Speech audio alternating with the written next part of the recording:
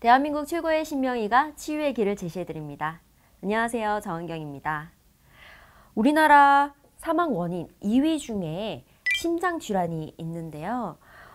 이렇게 흔하고 무서운 질병인 만큼 우리가 제대로 알아둬야 하지 않을까 싶습니다. 오늘은 심장내과 전문의 신명의 이현국 교수님 모시고 이야기 나눠보도록 하겠습니다. 어서 오세요. 반갑습니다.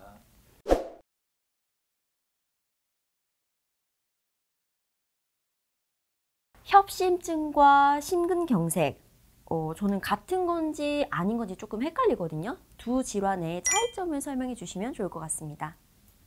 심장은 세 개의 관상동맥에 의해서 산소와 영양분의 공급을 받는데 이 관상동맥에 문제가 생기는 질환이 두 개가 대표적으로 있는데요. 그 중에 하나가 협심증이고 또 하나는 심근경색이 되겠습니다.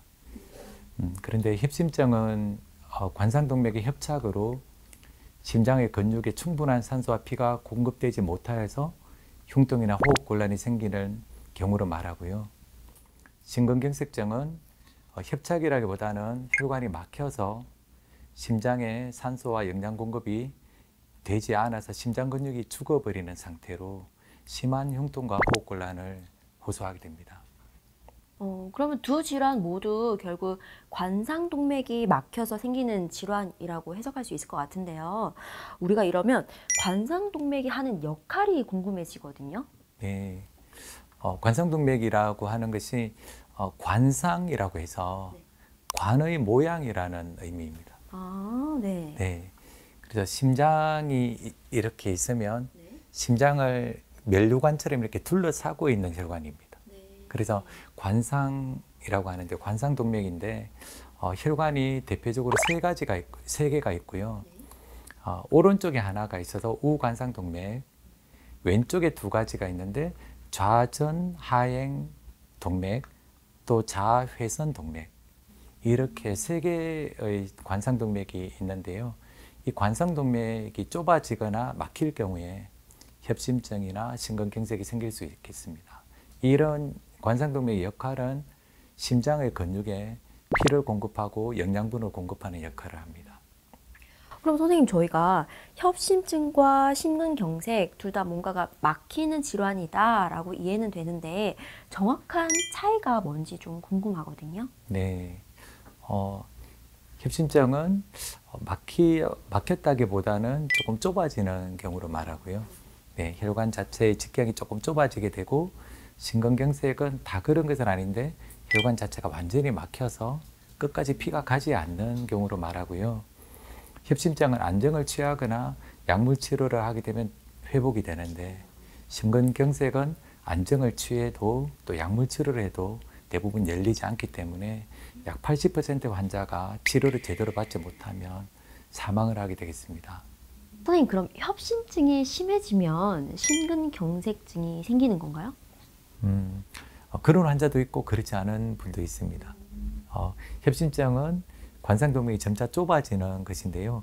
좁아지다가 그것이 완전히 막히는 경우에는 심근경색으로 진행이 되는 경우도 있고요. 근데 심근경색 환자들의 약 절반가량은 전혀 협심증이 정상이 없는, 또 협심증이 없는 환자에서 갑자기 심근경색이 발생하기도 합니다. 그 이유는 건강하던 사람에서 혈관벽 안에 있는 기름 덩어리가 갑자기 혈관 내로 터져 나오면서 혈전을 만들게 되고, 그때는 혈관이 막히게 되면서 심근경색이 발생하게 됩니다. 저희도 가끔 뉴스에서 보게 되는 것 같아요. 심근경색으로 사망하시는 분들의 소식을 접하게 되는데 오늘은 그 두 가지 질환에 대해서 좀 자세히 알아보도록 하겠습니다. 먼저 협심증의 종류에 대해서 알아볼 텐데요. 협심증에도 어떻게 종류가 나눠지는지 궁금하거든요. 네, 협심증은 세 가지로 나누어 볼 수가 있는데요. 가장 일반적인 협심증은 안정형 협심증으로 평소에는 증상이 전혀 없어요. 근데 계단을 올라가거나 달릴 때, 그럴 때 이제 통증을 느끼게 되고요. 불안정형 협심증은 평소에도 물론 통증이 생기게 되게 됩니다. 그래서 불안정형이라고 하는데요. 과격한 신체 활동뿐만 아니라 평상시에 조금 걷거나 조금만 움직일 때도 통증이 자주 생기고, 그 다음에 변이형 협심증은 주로 밤이나 새벽 시간에 혈관의 수축으로 인해서 흉통을 호소하게 됩니다. 이렇게. 네. 그럼 선생님, 우리가 이렇게 협심증을 조심해야 되는데 이게 왜 일어나는 건지, 이 특별한 위험 인자가 있는지 궁금하거든요. 네. 협심증의 위험 인자는 여러 가지가 있습니다. 가족력이나 고령, 이것은 저희가 바꿀 수 없는 요소인데요. 가족력이 있다든지 또 나이가 들어가게 되면서 협심증 위험은 존재하고요. 이것은 바꾸지 못하겠지만, 그런데 고혈압이나 당뇨나 이상 지질혈증, 이런 질병들은 저희가 치료를 잘하게 되면 협심증을 좀 예방할 수가 있습니다. 그리고 흡연이나 비만, 운동 부족, 또 식생활 습관이 조금 좋지 않을 경우, 또 스트레스를 많이 받을 경우, 이런 것들은 저희가 본인의 노력에 의해서 또 예방할 수가 있는 인자가 되겠습니다. 근데 예방을 할 수 있다라고 말씀을 해주셨다는 거는 아마도 전조 증상도 있지 않을까 싶은데, 우리가 흔히 심장질환이라고 하면은 가슴 통증을 생각할 수가 있잖아요. 우리가 알아차릴 수 있는 전조 증상, 어떤 것들이 있을까요? 네, 전조 증상이 참 중요한데요.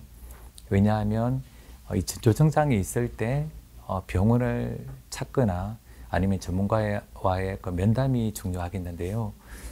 가슴의 정중앙이나 왼쪽 가슴 쪽에 쥐어짜는 것과 같은 흉통을 많이 호소합니다. 네, 그래서 어떤 경우에는 고춧가루를 뿌려놓은 것 같다.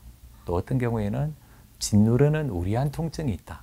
이렇게 하시면서 오시는데, 심할 경우에는 땀을 많이 흘리는 경우도 있습니다. 그렇게 해서 오시고, 그 다음에 간혹 심한 경우에는 이 흉통이 다른 곳으로 방사가 되기도 하는데요. 목 쪽으로 이렇게 같이 통증이 같이 진행이 되면서 이비인후과나 치과를 방문하기도 하고요. 때로는 왼쪽 팔로 이렇게 흘러가면서 정형외과를 가는 경우도 있고, 또 이제 명치, 이 복통을 같이 호소하면서 소화기내과를 가기도 합니다. 그런데 협심증은 대부분 휴식을 취하거나 가만히 있으면 5분 내로 소실이 되는데요. 심근경색의 경우에는 한 30분에서 1시간 이상 통증이 계속 지속되는 그런 양상을 보입니다. 근데 말씀하신 대로 이렇게 이상 증상이 의심이 돼서 병원을 내원하게 되면 저희가 어떤 과정을 통해서 진단을 받게 되나요? 전형적인 흉통이 있는지 저희가 한번 들어보고요. 흉통을 호소하지만 실제로 심장에 문제가 있어서 흉통이 생기지 않는 경우도 종종 있습니다. 이제 심리적으로 조금 불안하기 때문에 오는 경우도 있고, 또 위장관 질환일 수도 있고, 또 아니면 근육통일 수도 있습니다. 그래서 실제로 병력을 자세히 물어보면 대부분 저희가 이 협심증이나 심근경색인지 아닌지 감별은 대충은 할 수가 있고요. 그리고 난 다음에 조금 알아보기 위해서는 심전도와 또 피검사를 병행을 하고, 가슴 X선 사진, 그리고 조금 더 진행이 된다면 검사를 더 정밀하게 한다면 심장 초음파 검사, 또 운동 부하 심전도. 저희가 운동 부하 심전도는 이렇게 가슴에 심전도를 붙이고 달리기를 시키는 겁니다. 그러면 막 뛸 때 심전도 변화가 나타날 때 저희가 진단이 가능하고요. 또 심혈관 CT 촬영도 있고, 또 심혈관 조영술도 있습니다. 저희가 요즘에는 건강검진 다들 많이 받으시잖아요. 건강검진을 할 때 CT 검사를 통해서 석회화 점수를 이야기하기도 한다던데, 이게 어떤 건지 조금 낯설거든요. 설명을 좀 부탁드릴게요. 네, 앞에서 말씀드렸던 그 심장에 영양분을 공급하는 관상동맥 그 안에 혈관 벽 쪽에 칼슘이 침착이 되어서 딱딱하게 된 것을 석회화라고 하는데요. 관상동맥 석회는 동맥 경화를 시사하게 됩니다. 네. 네, 그래서 저희가 나이가 들어가게 되면서 몸의 모든 혈관들이 동맥 경화가 진행이 되는데요. 그것이 관상동맥에도 일어나는 그것을 시사하는 특징 중에 한 가지가 관상동맥 석회화입니다. 그래서 관상동맥 석회화 점수를 CT를 찍으면서 낼 수가 있는데요.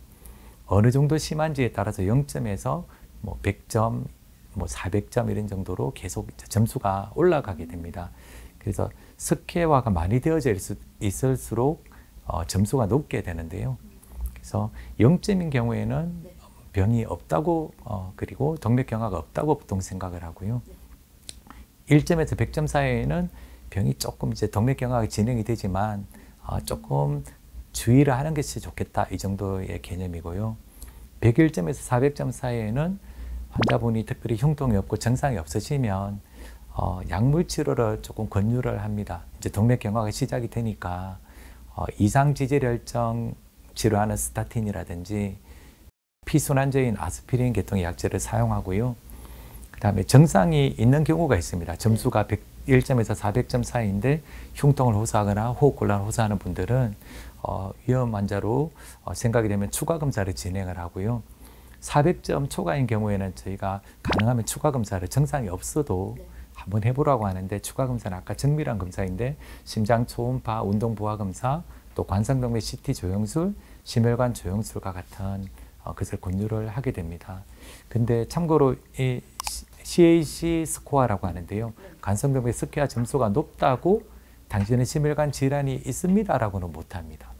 네, 동맥경화는 심하지만 이 점수가 높을수록 앞으로 향후 10년 내에 심혈관 질환이 생길 확률이 아주 높습니다. 이렇게 제가 판정할 수는 있습니다. 이렇게 만약에 우리가 과정을 통해서 진단을 받게 되면 어떻게 치료를 받게 되는지도 궁금하거든요. 네, 보통 심장에 혈관에 병이 있다라고 하면 많이 놀라고 또 당황할 때가 많습니다. 그래서 크게 수술 받아야 되는 것은 아닌지 걱정을 많이 하시는데요. 저희가 이렇게 진단이 되게 되면 무조건 수술하는 것은 아니고요. 제일 먼저 약물 치료를 시작하게 됩니다. 아까 말씀드렸던 이상지질혈증과 아스피린과 같은 피순환제를 사용하면서 또 혈관 확장제를 사용하면서 경과를 한번 지켜보고요. 근데 그 약을 씀에도 불구하고 증상이 호전되지 않고 일상생활에 지장이 생긴다든지 또 아까 말씀드렸던 불안정형 협심증, 심근경색으로 넘어가는 조짐이 보이면 저희가 심혈관 조영술을 촬영을 하라고 합니다.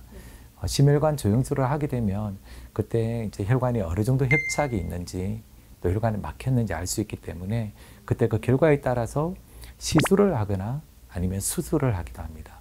그래서 시술은 저희가 간단하게 스텐트를 삽입하는 것을 말하고요.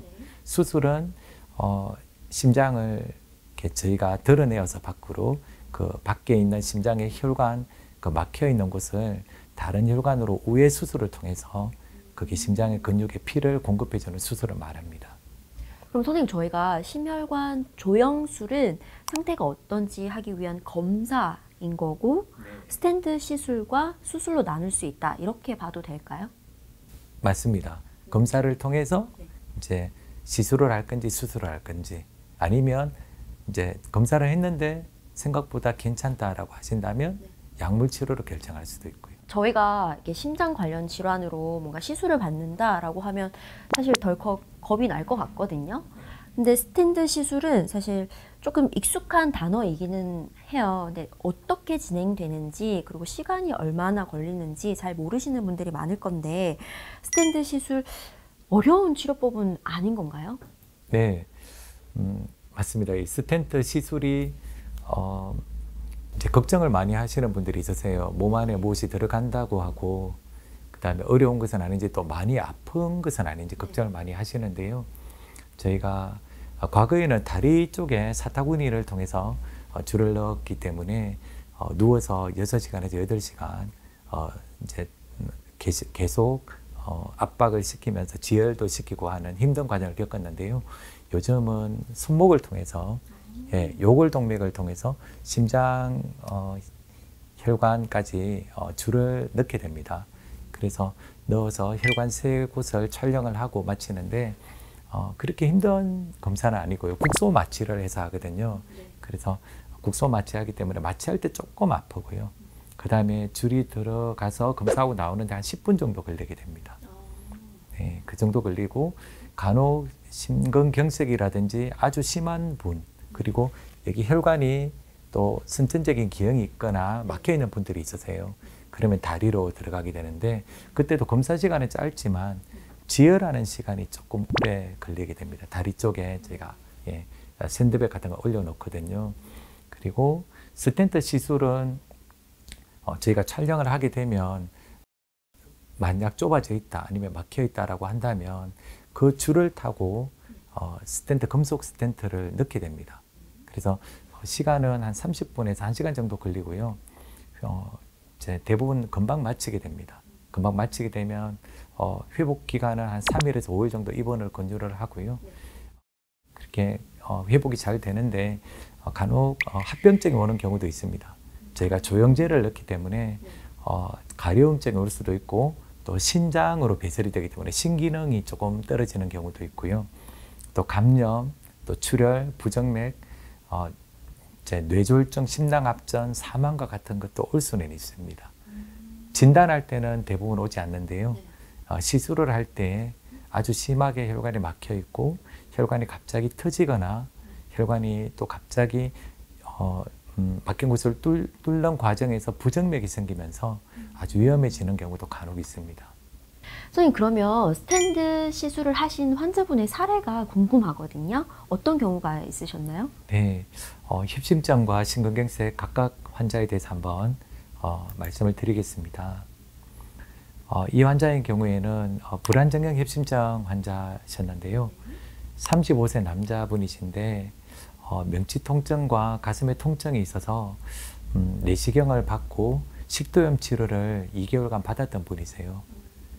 그런데 2개월 동안 위장약을 먹고 식도염 약을 먹어도 여전히 흉통이 있고 또 명치 통증이 있어서 특별히 높은 곳으로 올라갈 때나 계단을 올라갈 때 가슴이 아프다고 내원하셨어요. 그 내원 당시에 혈압이 167에 100% 상당히 높은 상태였고 LDL 콜레스테롤 많이 높지는 않았지만 그래도 증상이 너무 심해서 저희가 혈관 조영술을 권유하게 되었고요. 혈관 조영술을 했는데 한번 보시면 여기 검게 이렇게 나오는 이것이 관상동맥인데요. 네.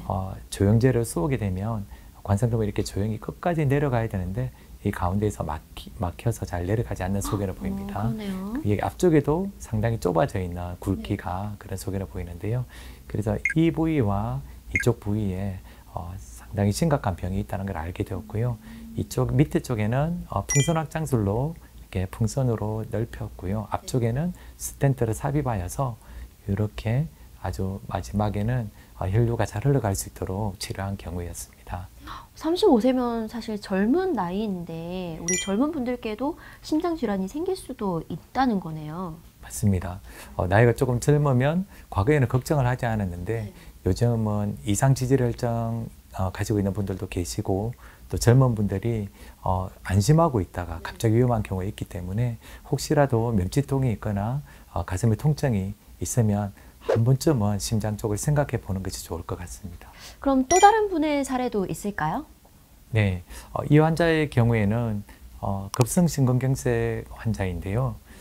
남자 59세 환자분이신데 집에서 TV를 보시다가 갑자기 심한 흉통이 생기면서 식은땀까지 동반되어서 병원에 온 경우입니다. 특별히 운동을 하시거나 움직이신 것도 아니고 그냥 가만히 TV를 보시다가요? 네. TV를 볼 때 네. 제가 심한 스트레스를 받는 경우가 있고 또 너무 좋아서 기뻐하는 경우도 있는데요. 두 경우 다 갑자기 심혈관이 막히는 그런 경우가 발생할 수 있습니다. 그래서 이 환자의 경우에는 당뇨병이 과거부터 있었기 때문에 당뇨병에 또 고령, 아주 고령은 아니지만 나이가 있고 위험인자가 있는 분이 심한 스트레스를 받으면서 발생한 경우였는데요. 저희 병원 응급실 도착 당시에 심실세동이라는 심장이 거의 뛰지 않는 부정맥이 생겨서 전기 충격을 가해서 심장을 다시 정상으로 돌리고 심전도를 촬영하고 심장 시술을 하게 된 환자였는데요. 일반적으로 정상적인 심전도는 이렇게 파형을 보이는데요. 혈관이 완전히 막혀서 ST 분절이 상승하는 경우에는 아주 심각한 경우입니다. 여기 보시면 이 뒤쪽에 원래 이렇게 평평하게 이렇게 있어야 되는데 이 부위가 상승을 하게 되어서 ST 분절 상승 속에는 보이는 심근경색입니다. 그래프에서 보시면 이쪽에도 ST 분절이 상승되어져 있었고요. 응급심혈관 조영술을 하였는데요. 조영술상에 조영제가 내려가다가 이곳에서 시작되는 곳에서 막힌 소견을 보였습니다. 그래서 이 경우에 스텐트를 삽입을 하고 끝까지 혈류를 잘 보내게 되는 시술을 이렇게 하게 되고 환자는 많이 좋아져서 퇴원하게 되었습니다. 저는 방금 보여주신 이 파동 그래프가 뭘 의미하는지도 여태는 잘 몰랐는데 이렇게 교수님의 설명을 들으니까 한눈에 좀 그리고 이해가 확실히 되는 것 같습니다. 그러면 이쯤 되면 우리 방송을 시청하시는 분들께서도 궁금증이 많이 생기실 것 같거든요. 우리 시청자분들이 궁금해하시는 질문들을 모아서 하나씩 질문을 좀 드려볼까 합니다. 조금이라도 좁아지면 혈관이 조금이라도 좁아지면 스텐트 시술, 스텐트 삽입을 해야 하나요? 그렇지 않고요. 혈관이 한 50% 미만으로 좁아져 있을 경우에는 저희가 좀 지켜보자고 이렇게 하고요. 한 70%, 80% 이상 협착이 되어져 있을 경우에는 일단은 그 혈관이 중요한 혈관일 때 그때는 스텐트 삽입을 권유를 하고요. 아주 가는 혈관이 80% 이상 좁아져 있을 경우에는 저희가 그 경우에도 약물 치료를 하게 됩니다. 그러면 한 번 스텐트를 넣으면 평생 안전하게 지낼 수 있는 건가요? 어떻게 보면 그렇게 생각할 수도 있습니다. 왜냐하면 저희가 스텐트가 영구적이고요. 요즘은 스텐트에 약물을 코팅을 해서 영구적으로 협착을 막아주는 스텐트가 대부분이기 때문에 평생 괜찮지만 모든 환자라고 한다면 그렇지는 않은 것 같아요. 왜냐하면 약 5% 정도에서는 재협착이 올 수는 있습니다. 그러면 처음 스텐트를 넣으신 분들은 1년에 한 번씩 다시 혈관 촬영을 해야 하나요? 그렇지는 않습니다. 과거에는 한 9개월에 한 번씩 혈관 촬영을 계속 확인을 했는데요. 네. 지금은 워낙 스텐트가 잘 개발이 되어져서 흉통이 재발할 경우에 다시 그것이 좁아졌거나 다른 곳에 병이 의심이 될 때 그때만 다시 촬영을 하게 됩니다. 그럼 스텐트 삽입을 하신 분들도 이후에 약을 계속 복용하셔야 되나요? 맞습니다. 스텐트 넣으면 이제 모든 것이 끝났기 때문에 나는 약으로부터 해방 이렇게 생각하시는 분들도 안 오시는 분도 있으세요. 그래서 약을 저희가 이상 지질혈증 약과 아스피린을 평생 유지하도록 그렇게 권고를 드립니다. 그렇게 하는 이유는 왜냐하면 이상 지질혈증으로 인해서 몸 안에 혈관 속에 콜레스테롤이 침착을 하게 되면 다시 또 좁아지거나 다른 곳에 또 좁아지는 경우가 있고요. 또 아스피린과 같은 항혈소 반제제를 사용하지 않을 경우에는 스텐트 안에 혈전이 차게 되면서 갑자기 위험한 경우도 생기기 때문에 가급적이면 평생 유지하라고 약의 개수는 처음에 많다가 점차 줄어들게 됩니다. 약의 개수가 점차 줄어들긴 하지만 평생 약을 먹어야 한다라고 하면 좀 슬플 것 같은데요. 무엇보다 우리가 병에 걸리기 전에 예방을 할 수 있으면 가장 좋은 거겠죠. 우리가 치료도 중요하지만 예방법을 먼저 알면 우리 병을 조금 더 지킬 수 있지 않을까 싶은데요. 선생님, 예방법 어떻게 관리해야 되는지 알려주시면 좋을 것 같습니다. 네, 너무 중요한 것 같은 질문이에요. 저희가 질병관리본부에서 우리나라 질병관리본부에서 9대 생활 수칙을 제시를 하였는데요. 뭐 보시면 담배는 반드시 끊는다. 그리고 술은 하루에 한두 잔 이하로 줄인다. 그리고 음식은 싱겁게 골고루 먹고 채소와 생선을 충분히 섭취하고 가능하면 매일 30분 이상의 적절한 운동을 하고 체중 관리를 잘 하고 또 스트레스를 줄이고 즐거운 마음으로 생활을 하고 혈압과 혈당, 콜레스테롤이 중요한 원인인자가 되기 때문에 정기적으로 측정을 하면서 고혈압, 당뇨, 이상 지질혈증이 있을 경우에는 꾸준히 치료를 잘 받고 또 흉통, 앞에서 말씀드렸던 그런 증상이 있을 경우에는 즉시 병원을 방문하도록 권장하고 있습니다. 네, 우리가 이렇게 9대 생활 수칙이라고 해서 꼭 지켜야 하지만 사실 실생활에서 지키기 어려운 부분도 분명히 있을 거거든요.